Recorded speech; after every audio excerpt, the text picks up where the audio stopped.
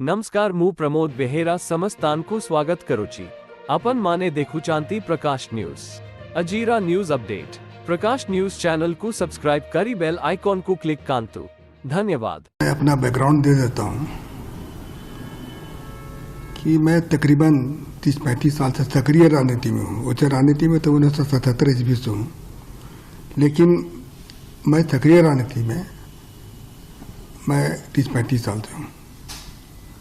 और यह मेरा पहला ऐसा वारदात हुआ मेरे साथ में, इससे मेरे दिल में काफ़ी चोट पहुंची है, क्योंकि मैं हमेशा चाहता था कि मेरे पर कोई विवाद ना हो, लेकिन आज विवाद खड़ा हो गया तो मुझे मजबूरन अपना और अपने परिवार के बारे में मैं जानकारी देना चाहता हूं।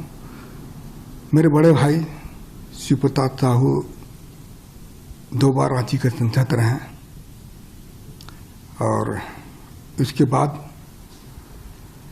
हम लोगों ने काफ़ी कुछ विकास का काम किया। लोहरदगा हो, रांची हो, और अन्य जगह में भी हम लोगों ने, उड़ीसा हो, जगह जगह हम लोगों ने काफ़ी कुछ किया। और हमारे पिताजी स्वर्गीय राय साहब बलदेव साहू,